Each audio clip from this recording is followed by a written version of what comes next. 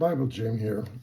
Someone asked last night in our Monday night Bible study that we have asked a question about angels, and I suggested they listen today to the message, to the devotions, because that's what we're going to talk about. We don't know much about angels simply because they're spirits and we don't see them. Just like demons, we don't see them. But that doesn't mean they don't exist. The Bible talks about them many, many times. Many times God gave them a human body so they could come down and relate to certain individuals. Now, more than likely, that's not going to happen to us. So we probably will not see an angel in our lifetime.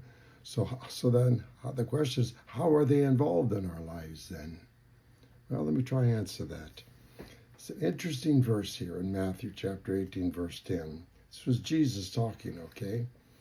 He said, "See that you do not look down on one of these little ones," talking about children, "for I tell you that their angels in heaven always see the face of my Father in heaven." Their angels in heaven. Doesn't that sound like guardian angels, something that maybe many of you have heard about throughout your years?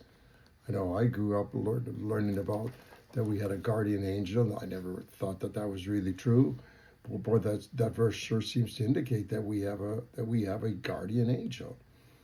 In Psalm 91:11, it says this: "For he will command his angels concerning you to guard you in all your ways."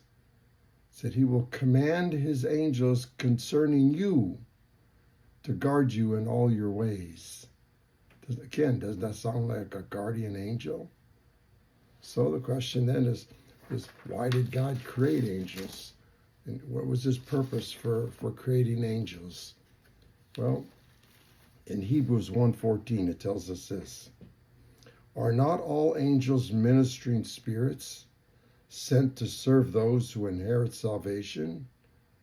Aren't all angels ministering spirits to us Christians? So what are angels? They're ministering spirits. They're a spirit. They don't have a body. They're a spirit, just like demons are spirits. And they were made by God to minister to us Christians. In 1 Corinthians 6:3, interesting verse here. In 6:3, where it says this: "Do you not know that we will judge angels? How much more the things of this life?" So I was like, but we will judge angels? What does that mean? As great as angels are, Jesus has put us above angels. We are his proudest creation, as mankind.